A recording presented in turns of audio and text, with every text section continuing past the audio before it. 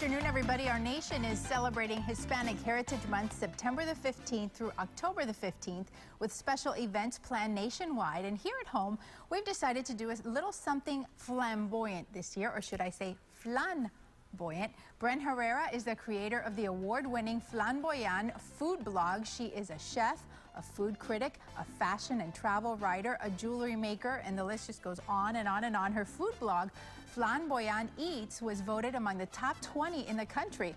Why the play on words with dessert flan? Well, Bren has created more than 50 flan recipes, like truffle flan, Nutella flan. The list just goes on and on. She'll be showing us some of her flan tricks, but first, we'd like you to meet Chef B, as she is called. Thank you, and welcome to Tampa Bay. Thanks so much for having me. It's such a delightful pleasure. It's really fun to have someone come and share your Cuban traditions. You are Cuban like I am. My parents were born in Cuba. You were born in Havana. I was born in Havana. You've been in this country since you were how old? Almost 2. I came when I was almost 2. So some people say that I'm not Cuban, but I'm like, that's up for debate. The jury's still out, but in my heart, I'm 100% Cubana. When you travel the country and you talk about your food blog and your fashion and your travel writing, what do people say when they see your new book?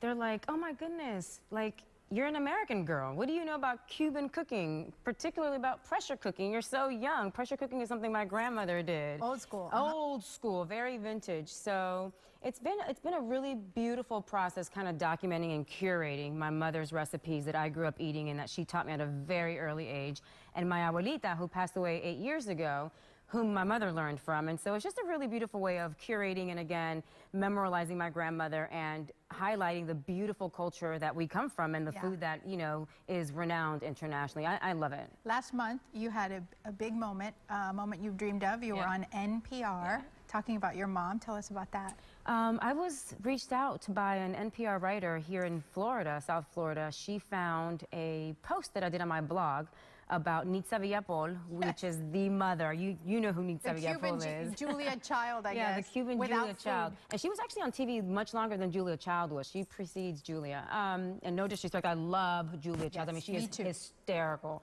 And she actually has a really good flan recipe.